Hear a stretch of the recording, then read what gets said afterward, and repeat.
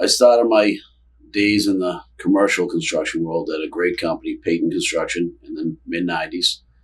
They were a young entrepreneurial firm that was growing, and even then had a best-in-class reputation in the TI world, at least.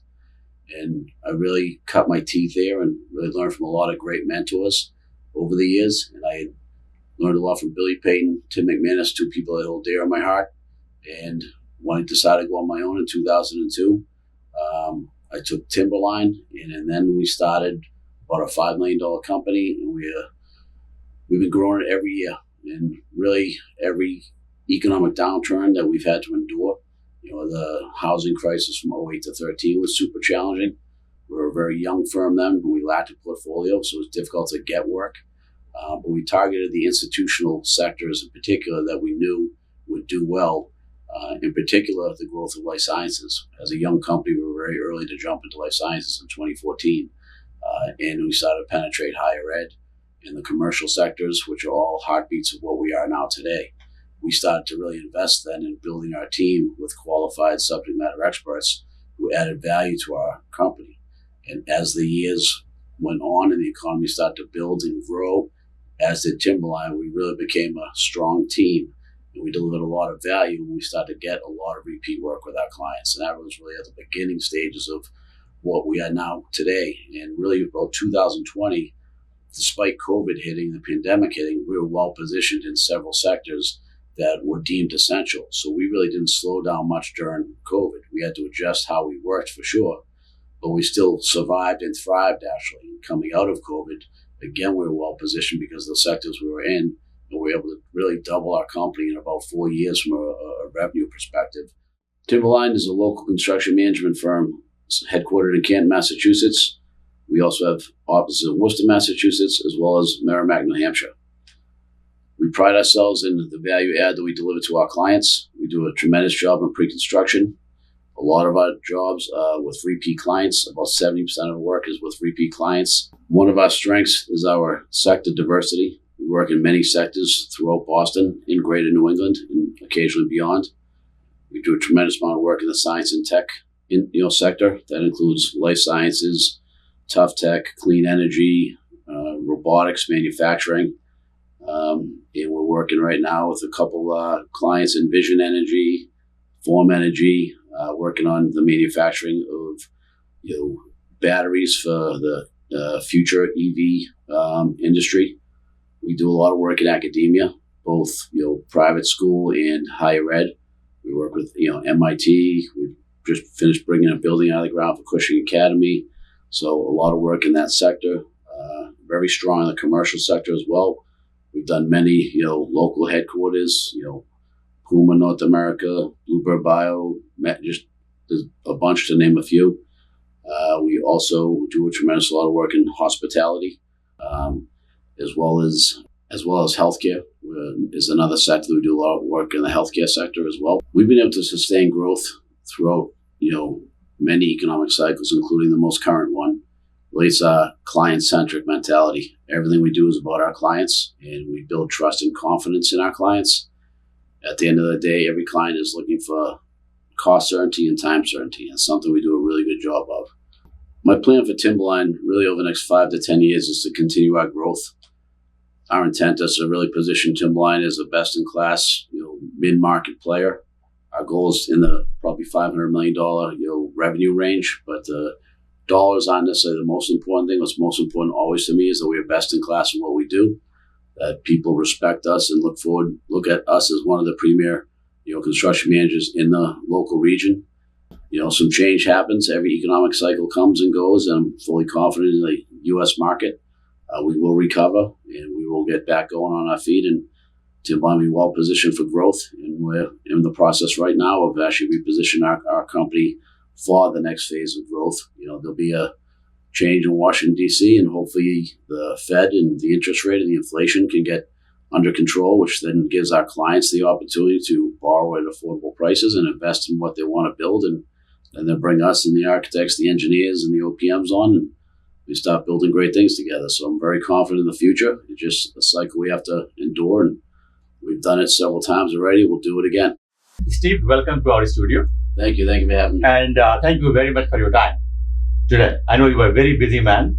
Proud to be here. Happy to be here. Appreciate the invite. Excellent. So let us first start your journey at Timberline, which has done and absolutely showed a formula or given a model for sustained growth during up and down of the economic cycle.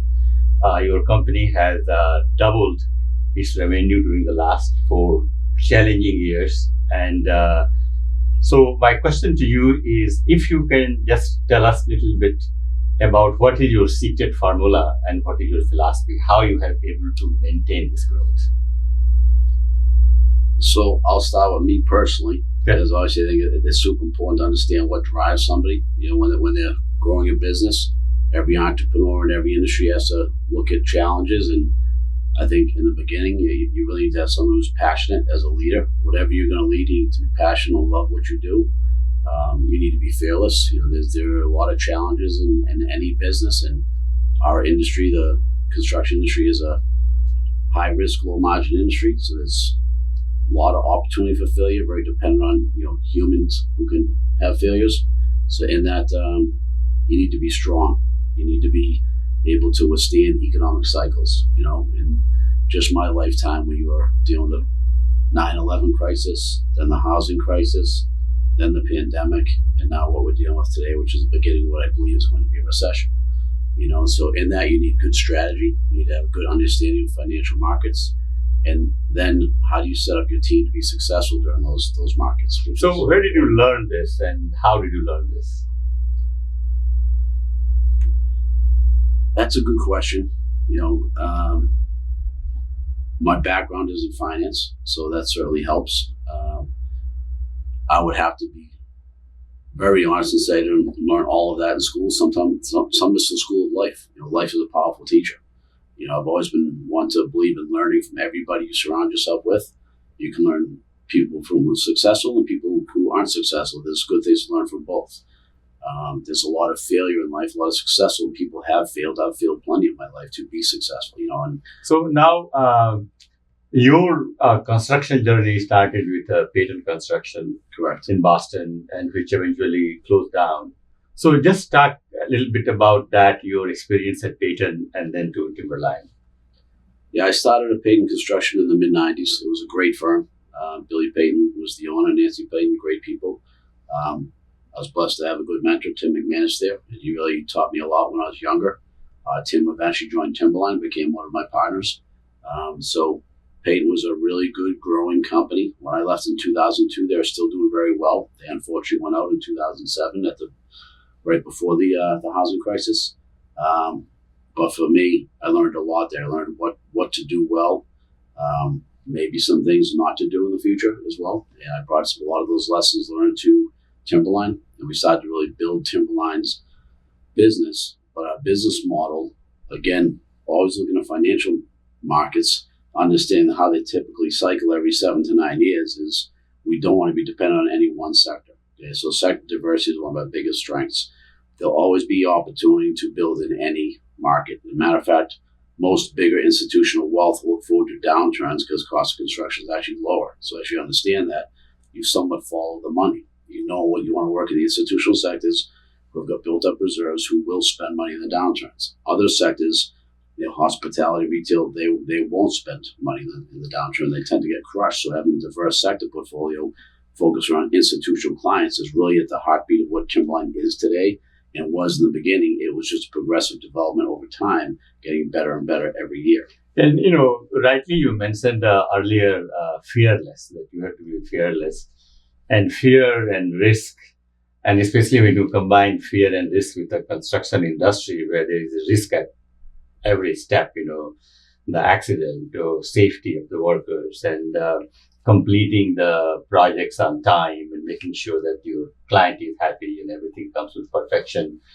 Do you lose sleep over this, or how do you manage that process?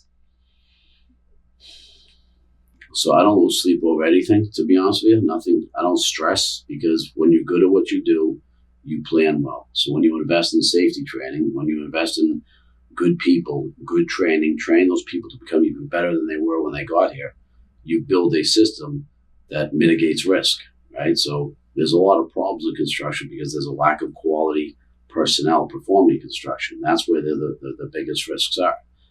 If you plan really well, you generally can plan around any mishap. Any breakdown and failure is a breakdown in planning. Everything you do, if you plan well, can prevent any mistakes. So to me, I don't stress. I don't lose sleep. I truly don't. On 1 to 10 scale, how important is safety for Timberline? Safety is at the forefront of everything we do. It would be an 11. Everything we do is about safety. It starts with safety. Our job is to make sure every man, woman on our project, whether it be our own employee, a subcontractor, a client, an architect, engineer, and OPM, everybody needs to go home at the end of the day to be with their family.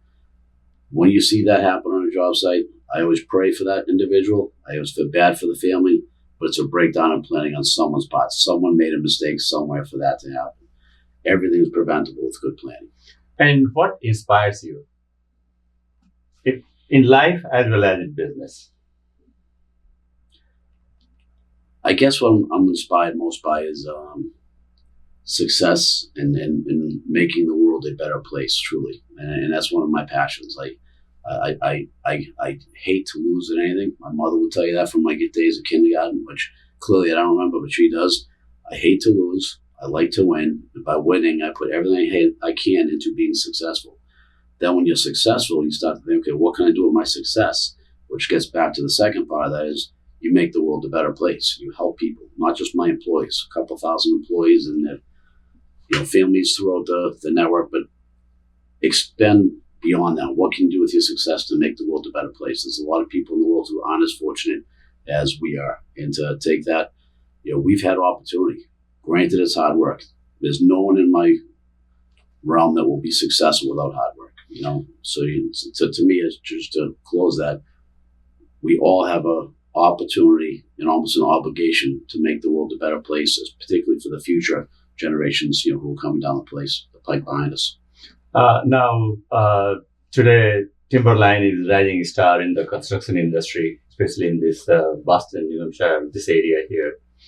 What are your future plans if you look at next 5 to 10 years? We plan to continue our growth. While I'm very happy and proud of who we are today, we're not where I want to be yet. I think to be really well respected in the Boston market, we need to be in the mid-market range of, say, a $400 or $500 million company. That's really what our plans are, to grow the company to that.